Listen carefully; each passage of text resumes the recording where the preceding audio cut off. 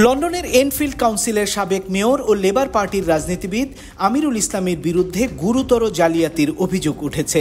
তিনি তার পদ পদবি ব্যবহার করে ৪১ জন আত্মীয়র ভিসা আবেদন বিশেষ বিবেচনায় যত তাড়াতাড়ি সম্ভব দেখার অনুরোধ জানিয়েছিলেন বলে অভিযোগ উঠেছে। ব্রিটিশ দৈনিক টেলিগ্রাফের অনুসন্ধানী প্রতিবেদনে উঠে এসেছে এসব তথ্য।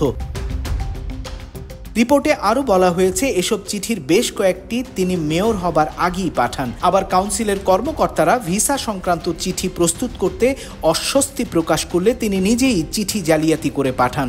১৩টি চিঠি মেয়রের দপ্তর থেকে পাঠানো হয়, ৬টি তিনি নিজে পাঠিয়েছেন বলে স্বীকার করেছেন, আর বাকি ১১টির ক্ষেত্রেও তার সম্পৃক্ততা পাওয়া গেছে।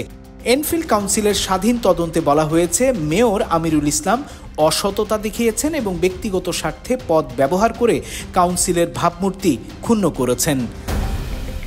তবে মেয়র আমিরুল দাবি করেছেন, আগের কিছু মেয়রও একইভাবে ভিসা সুপারিশ করেছিলেন।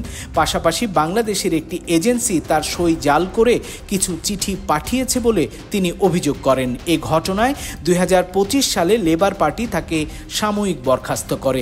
বর্তমানে তিনি স্বতন্ত্র কাউন্সিলর হিসেবে দায়িত্ব পালন করছেন। এনফিল্ড কাউন্সিল তাকে নির্দ্বিধায় ক্ষমা চাইতে, আচরণবিধি বিষয়ক প্রশিক্ষণ নিতে এবং ভবিষ্যতে ভিসা সংক্রান্ত কোনো কাজে পদ ব্যবহার না করার নির্দেশ দিয়েছে।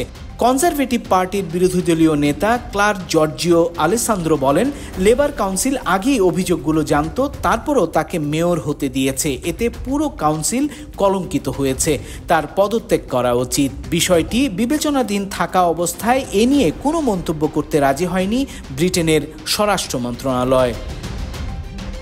মাহবুব শারক, পলিটিকা নিউজ, লন্ডন।